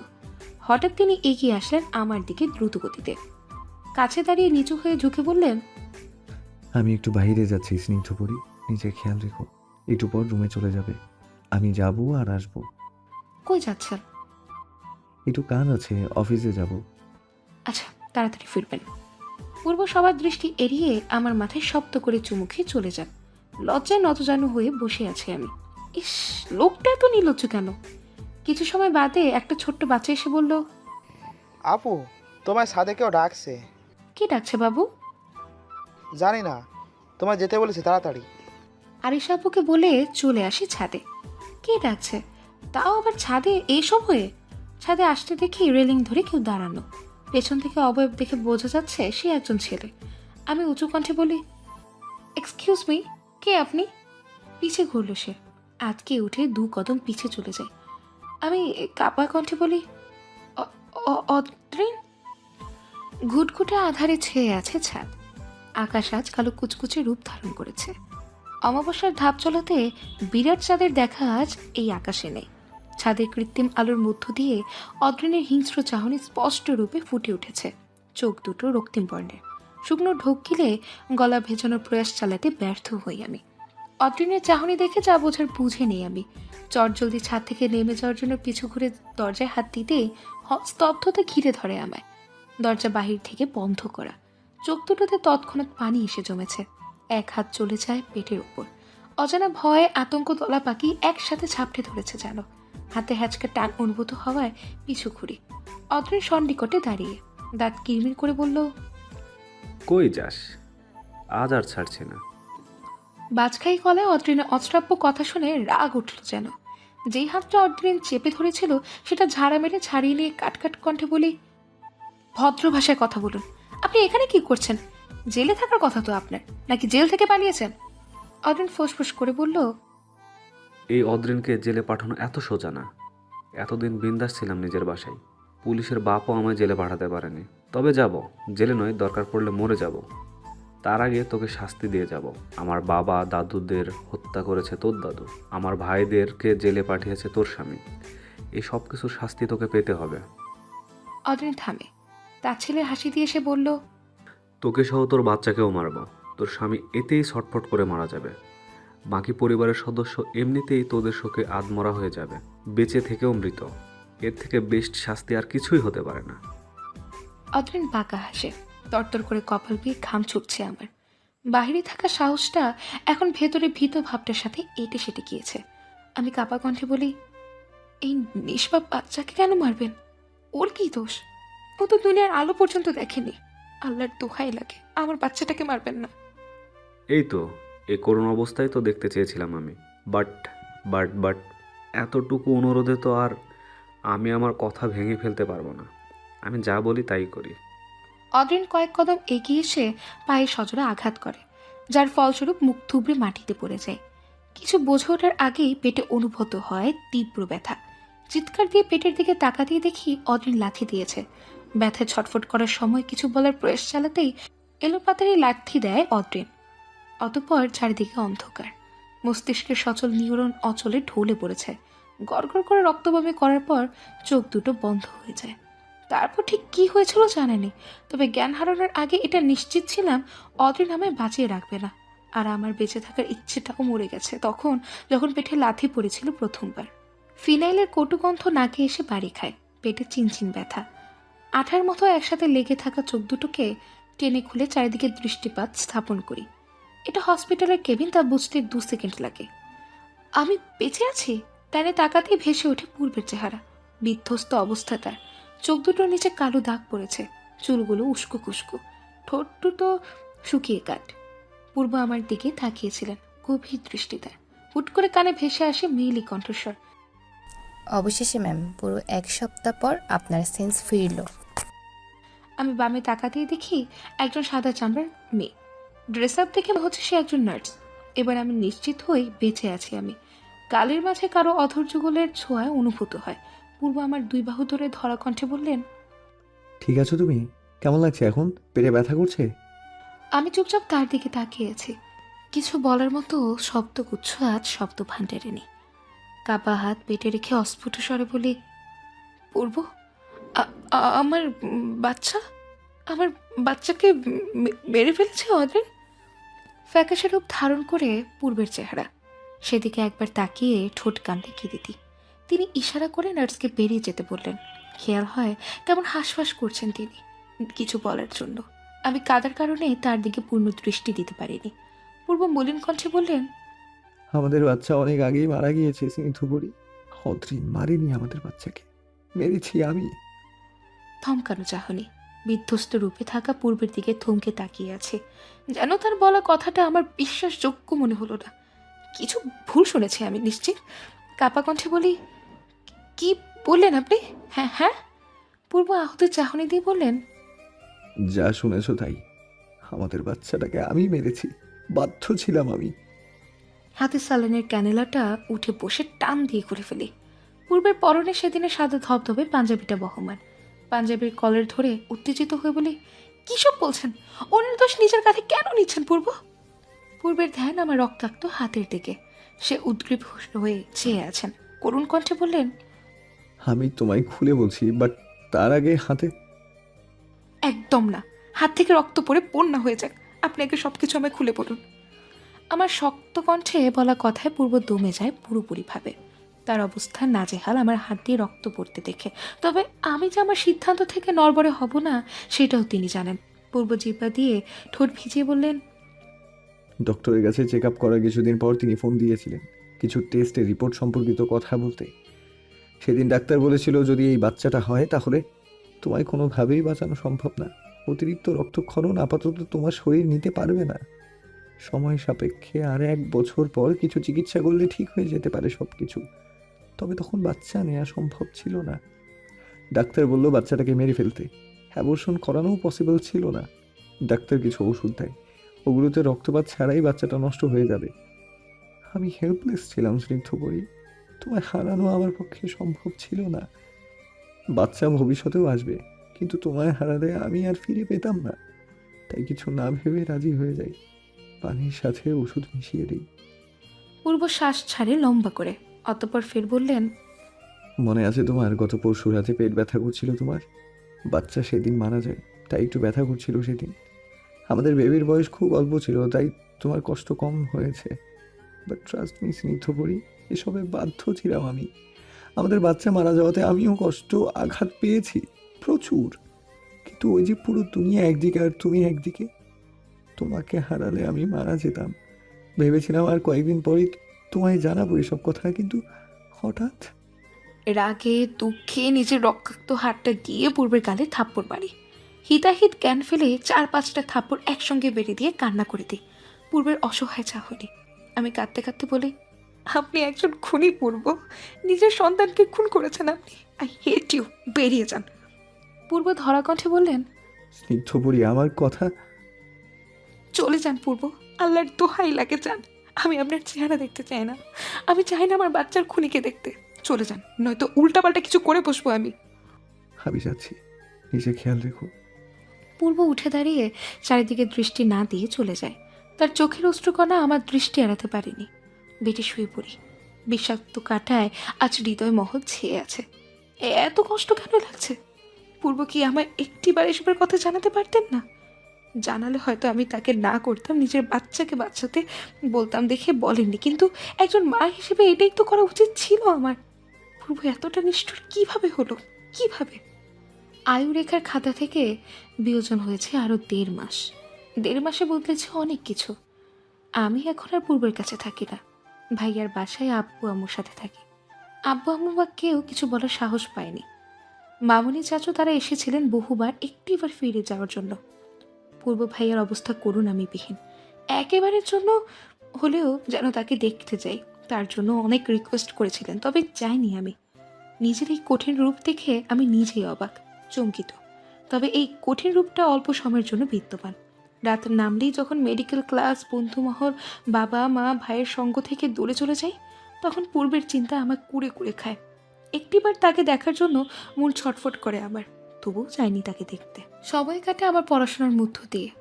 পূর্বের আমার বাচ্চা নষ্ট করে ফেলার ডিসিশন কেউ রাগ করেনি বা ন্যারাজ হননি, সবাই বরং স্বস্তি পেয়েছেন। কারণটা আমি। আমার কিছু হলে আমার পরিবারের কেউ ঠিক থাকতে পারবেন না তা ভেবে।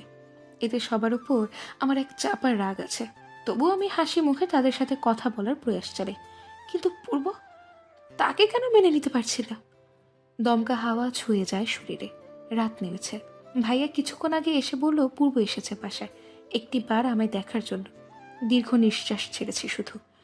এই আমার কাছে নতুন কিছু নয়, সে প্রায়ই আসে, হয় সবার সামনে নয়তো অগোচরে, তবে আমার দেখা মেলে না তার কোনো বাড়ি। কিন্তু আজ তাকে দেখার জন্য মন আকুপাকু করছে। রুম থেকে বেরিয়ে আসি, ড্রয়িং রুম অন্ধকার। 2 কদম এগোতেই কানে এসে বাড়ি খায় পুরুষালী কণ্ঠস্বর। স্নিগ্ধ পরি। সম্মোহনী ডাক, কাবু করে নেওয়া কণ্ঠস্বর। পিছিয়ে ফিরে চাঁদের আলোতে স্পষ্টত হয় পূর্বের মুখশ্রী শুকিয়ে কাঠ হয়ে গিয়েছেন। অভিমানগুলো দুমড়ে মুচড়ে পিছে ঠেলে এগিয়ে যাই তার কাছে। সন্নিকটে দাঁড়িয়ে পূর্বের এক হাত শক্ত করে চেপে ধরে বলি, রুমে আসুন। পূর্ব সায় জানায়। রুমে এসে দরজা বন্ধ করে দেওয়ার পর সে হুড়মুড়ি এসে আমায় জড়িয়ে ধরে কান্না করে দেয়। কান্নারত কণ্ঠে বললেন, আমায় মাফ করে দাও, আর শাস্তি দিও না, মারা যাব আমি। তুমি ছাড়া আমার এক একটা মুহূর্ত মরণ যন্ত্রণা উপভোগ করায়। মাফ করে দাও আমায় স্নিগ্ধ পরি। মাফ করে দিয়েছি তো, কান্না থামান। পূর্ব তার অধৈর্যগুলোর ছোঁয়া কাঁধে এঁকে দেন। এত সহজে মাফ করে দিতে পারবো তাকে তা আমার চিন্তার মাঝে আসেনি। অতিরিক্ত যাকে ভালোবাসি আমরা, তাদের উপর বেশি সময় রাগ করে থাকা যায় না, কথাটা পিওর সত্যি। আজ মনে হচ্ছে। পূর্ব কাঁধ থেকে মুখ তুলে বললেন, ভালোবাসি, প্রচন্ড ভালোবাসি স্নিগ্ধ পরি। সময় এবং নদীর স্রোত প্রবাহমান। চোখের পলকে কিভাবে চলে গিয়েছে আরো 4টি মাস খেয়াল নেই বিন্দু মাত্র। সময়ের খাতা থেকে বিয়োগ হলো আরো 4টি মাস। কেটে গেল 1টি বছর। বিদায় ঘণ্টা বেজেছে 21 সালের। ইংরেজি নতুন বর্ষ 2022 সালকে বরণ করতে 1 সপ্তাহ আগে থেকেই শুরু হয়েছে তোড়জোড় খানাটায়। রাস্তার দুধারের গাছগুলোতে মরিচপাতির আবির্ভাব ঘটেছে। পুরো টরন্টোকে নতুন করে সাজানোর জন্য উন্মাদনায় মেতে উঠেছে প্রত্যেক মানুষ। তাদের মধ্যে নতুন বছর আসলে সঙ্গে করে নিয়ে আসবে সুখ, শান্তি, সমৃদ্ধ। তবে আমার এসবে কোনো মাথা ব্যথা নেই। নতুন বছর 20 সাল যখন পার হয়েছে, 21 সালে পদাচারণা ঘটল, কিছুই নতুন ঘটেনি। তবে এবার নতুন বছরটা নিয়ে আমি সহ অরিন, চাচু, মামুনি, আপনার পরিবারের সবাই এক্সট্রা খুশি। এবার প্রায় 1 বছর পর বাংলাদেশে যাচ্ছি আমরা। নতুন বছর উপলক্ষে এখানে একটা অনুষ্ঠান হয়, যাতে 1 সপ্তাহ ছুটি দেওয়া হয় সবাইকে, শুধুমাত্র ডাক্তাররা বাদে। তবে আমি মেডিকেল স্টুডেন্ট হওয়াতে ছুটি পেয়েছি। লিয়াকে কোলে করে বেডে বসিয়ে দিয়ে অরিনকে উদ্দেশ্য করে বলি, তোর মেয়ে তোর থেকেও 1 ধাপ বেশি দুষ্টুমি শিখেছে অরিন। 1 ঘন্টা আমি প্রায় জ্বালিয়ে মেরেছে। অরিন দাঁত বের করে হেসে বলল, দেখতে হবে না কার মেয়ে দুষ্টু হবে না তো অভ্রের মতো নিরামিষ মার্কা ভদ্র হবে নাকি? তুই অভ্র ভাইয়ার ইনসাল্ট করছিস? ইনসাল্ট কিসের দোস্ত? যা সত্যি তাই বলছি। বেটা 1 নম্বর নিরামিষ, বহুত ভদ্র। এত শান্তকে হতে বলেছে। তার উপর সে নাকি আমার প্রেমে পড়েছিল তাই বিয়ে করেছে। বিয়ের 2 বছর কেটে গেল, ট্রাস্ট মি এটা মানিনি। মানে এমন বান্দা প্রেম ভালোবাসার মানে বুঝে নাকি? হুদ্দাই ফাও পেঁচাল মারে। আচ্ছা তাই নাকি অরিন? পুরুষালী গম্ভীর কণ্ঠস্বর শুনে অরিন আমি দুজনেই পিছিয়ে দৃষ্টি দিই। অভ্র ভাইয়া দাঁড়িয়ে, মুখে গম্ভীর ভাবটা টান টান ভাবে বহমান। রেগে গিয়েছেন সেটা নিশ্চিত। অরিনের দিকে তাকিয়ে দেখি বেচারার মুখ চুপসে গিয়েছে। আমি মিটিমিটি হেসে বলি, কিরে ভয় পেয়েছিস? তো এতক্ষণ বড় বড় ভাষণগুলো ছাড়লো কে? অরিন জড়তা ভাব কাটিয়ে বলল, কিসের ভয়? চুপ কর, আমি যা বলছি তাই সত্যি। আমি মুচকি হেসে পরে কথা হবে বলে বেরিয়ে আসি। তাদের একান্ত মুহূর্তে ডিস্টার্ব করার ইচ্ছে হলো না, না হলে অনেককে আজ ইচ্ছে মতো ধুয়ে দিতাম। অতঃপর রুমে এসে কাবার্ড থেকে এক সেট ড্রেস নিয়ে ফ্রেশ হতে ওয়াশরুমের দিকে এগোই। ক্লান্ত ভাব এটে সেটে প্রায় ঝাপটে ধরেছে, শাওয়ার না নিলে শান্তি মিলবে না। ঝটপট শাওয়ার শেষে বাথরুম পরে বেরিয়ে আসতে বাধ্য হই এক প্রকার। ওয়াশরুমে নিয়ে যাওয়া ড্রেসগুলো অসাবধানতায় বশত ফ্লোরে পড়ে ভিজে টই টুম্বুর হয়ে গিয়েছে। কাবার্ড থেকে ড্রেস নিয়ে পেছনে ঘুরতে দৃশ্যমান হয় পূর্বের বড় বড় চোখ করে থাকা দৃষ্টি। সে অবাক হয়ে চেয়ে আছে। আমি ইতস্তত বোধ করে সরে গিয়ে মসৃণ দেয়ালের সাথে মিশে দাঁড়াই। যত যাই হোক, পূর্বের সামনে আমি কখনো হাঁটু অবধি ড্রেস পরে আসিনি, তাই লজ্জা সংকোচ দুটোই কাবু করে নিয়েছে আমায়। পূর্ব কয়েক কদম এগিয়ে আসলেন, তার চাহনি আমার চোখের মাঝে সীমাবদ্ধ। অদ্ভুত সম্মোহনমূলক চাহনি। তিনি এগিয়ে এসে মসৃণ দেয়ালের দুই পাশে হাত রেখে আমার এক প্রকার বন্দি করে নিলেন। মাথা নিচু করে একটু ঝুঁকি নিলেন। উফ, বাথরুমে তোমায় এক্সট্রা হট লাগছে, ইউনো। মন তো যাচ্ছে টুপ করে গিলে খেয়ে ফেলি। বাঁকা হাসি দেয় পূর্ব, তার ঠোঁটের কোণায় যেন দুষ্টু হাসিটাও বিদ্যমান। লাগামহীন লজ্জাজনক কথা শুনে চুপসে যায় তৎক্ষণাৎ। হাত থেকে ড্রেসগুলো শুভ্র রঙের ফ্লোরে পড়ে যায়। পূর্ব হাসলেন ফের। সেই হাসির মধুময় শব্দ কানে এসে বাড়ি খায় আবার। তিনি খানিকটা উবু হয়ে নিচ থেকে ড্রেসগুলো তুলে নিলেন। তার এক হাত আমার কোমরে রেখে কপালে কপাল ঠেকিয়ে নাকের ডগায় টুপ করে চুমু খান। ফিসফিসি করে বললেন, চেঞ্জ করে আসো, না হলে নিজেকে আর কন্ট্রোল করতে পারবো না। হাতের ড্রেসগুলো তিনি ধরিয়ে দিতেই দুই হাত দিয়ে তাকে ঠেলে দূরে সরিয়ে দিয়ে ওয়াশরুমে চলে যায়। বুকে হাত দিয়ে লম্বা কয়েক শ্বাস টেনে নিয়ে ক্ষান্ত হই। অস্বস্তি লজ্জা সব একসাথে চেপে ধরেছে। পূর্বকে লজ্জা দেওয়ার জন্য লজ্জাহীন ব্যক্তি অ্যাওয়ার্ড দেওয়া উচিত, ব্যাটা বজ্জা। পরিপাটি হয়ে ওয়াশরুম থেকে বের হই, তবে তার আগে এই রুমে উকি ঝুঁকি দিয়ে খেয়াল করি পূর্ব আছে কিনা। তবে তিনি নেই রুমে, বরাবরের মতো ফোনে ব্যস্ত ব্যালকনিতে গিয়ে দীর্ঘশ্বাস ছেড়ে রুমে ঢুকি। এই লোক মেপে 24 ঘন্টায় ফোনের মাঝেই ব্যস্ত থাকেন। যখন আমি না ছিলাম, অপ্র ভাইয়াকে একবার বলতে শুনেছিলাম, আমি পূর্বের লাইফে আসার আগে তিনি কাজ ছাড়া বাড়তি কোনো টাইম ওয়েস্ট করতেন না। তবে আমি তার লাইফে আসার পর পরিবার সহ পুরো বন্ধু মহল থেকে শুরু করে সবার সাথে টাইম স্পেন্ড করেন। বেলকনিতে এসে দাঁড়াতেই পূর্বের দৃঢ় কণ্ঠ আসে বাজে। তিনি দাঁতে দাঁত চেপে বললেন, ওই কুত্তাটাকে কারেন্টের শক দাও আপাতত, আমি আসছি। টুকরো টুকরো করে কাটবো আজকে ওই অদ্রিনকে। ফোন কেটে দিয়ে দেলে ঘুষি দেয় পূর্ব। আমি আতকে উঠে চটপট তার সামনে এগিয়ে আসি। তার আহত হাতটা আঁকড়ে ধরতে তিনি হকচকিয়ে তাকান। আমতা করে বললেন, কখন এসেছো? যখন আপনি অদ্রিনকে টুকরো টুকরো করার প্ল্যানিং করছিলেন। ও। পূর্ব এবার নিজের হাত থেকে তাকায়। বেশি আঘাত লাগেনি। চুলের পানিতে ভিজে যাওয়া আমার ওড়নার একাংশ দিয়ে তার আহত হাতটা আলতো করে মুছে দিই। অতঃপর পূর্বের চোখের দিকে গভীর দৃষ্টি মিলে বলি, নিজের হাত রক্তাক্ত করার কি দরকার পূর্ব? ওকে আইনের হাতে ছেড়ে দাও না। এসব খুন করা থেকে দূরে থাকো প্লিজ। পূর্ব ভ্রু কিঞ্চিত কুচকে নিয়ে ঠোঁটের কোনায় মৃদু হাসি রেখা টেনে বললেন, খুন কোথায় করি? যার প্রাপ্য যে সাজা তাই তো দিই। আইনের কাছে হস্তান্তর করব? তাহলে আমি কে? আমি যে গোয়েন্দা বিভাগের সিনিয়র অফিসার, ভুলে গিয়েছো? আমি কাট কণ্ঠে বলি, আপনি আজই রিজাইন লেটার দিয়ে আসবেন। আমার কথাই লাস্ট পূর্ব, আজই। এসবের মাঝে আর জড়াবেন না প্লিজ, অ্যাটলিস্ট আমার জন্য। এত রিকোয়েস্ট করার কিচ্ছু নেই। তুমি একবার আমায় ভালোবাসা স্বরূপ বলেই দেখো, আমি মানবো তো। আজ রিজাইন লেটার দিয়ে আসবো, তবে আগে অদ্রিনকে নিজ হাতে মেরে, যার শরীরে আমি ফুলের স্পর্শও লাগতে দেই না, তাকে অদ্রিন আঘাত করেছে লাথি মেরে। এত সহজে কি করে ছেড়ে দিই? পূর্ব কপালে 2-3টে চুমু খেয়ে চলে যায় চটচলতে। সেদিক পানে তাকিয়ে আমার দীর্ঘ নিঃশ্বাস ত্যাগ করা ছাড়া আর কিছুই করার নেই। তবে আজ আমি চাই, মনে প্রাণে চাই অদ্রিনের কঠিন শাস্তি হোক, কঠিনতর থেকে কঠিন। আবরার মঞ্জিলে আমার আগমন ঘটেছে আজ 4 দিন হলো। পুরো বাড়িতে আজ উৎসব মুখর পরিবেশ। আজ রাতে 31st নাইট উপলক্ষে বেশ আয়োজন করা হয়েছে প্রথমবারের মতো আবরার মঞ্জিলে। এর আগে এসবে কখনো কেউ বিন্দু মাত্র আগ্রহ দেখায়নি। তবে এবারে আলাদা খুশি হতে সবাই 31st নাইট সেলিব্রেট করার চিন্তা করছে। কাঁচা ঘুমের রেশটা হুট করে কেটে যায়। বদ্ধ চোখ যুগল টেনে খুলে সামনে তাকায়। পূর্বের ঘুমন্ত চেহারা সব আলসেমি এবং ঘুমো ঘুমো ভাব সব কাটিয়ে দিয়েছে প্রায়। সবাই বলে ঘুমন্ত অবস্থায় নারীদের সব থেকে সুন্দর লাগে, তবে আমার যে উল্টোটা মনে হচ্ছে, পূর্বকে ঘুমন্ত অবস্থায় আরও অতীব সুদর্শন লাগে, যা না দেখলে বোঝা যাবে না। বেড হাতড়ে হাতড়ে ফোন হাতে নিয়ে ছটফট 3-4টা ছবি তুলে নিই তার। পরিশেষে ফোনটা পাশে রেখে দিয়ে পূর্বের গালে সতর্পণে দুটো চুমু খেয়ে উঠে বসি। নিজে কমে আমি নিজেই লজ্জিত। বেড থেকে নেমে যেতে নিলে কিছু ফালি কণ্ঠস্বর শুনে ফ্রিজড হয়ে যাই মুহূর্তে। কোথায় যাচ্ছ স্নিগ্ধ বুড়ি? আমায় ঘুমন্ত অবস্থায় চুমু খেয়ে আমার পাওনা না বুঝিয়েই চলে যাচ্ছ? নট ফেয়ার জান। Come to me, I want to kiss your lips.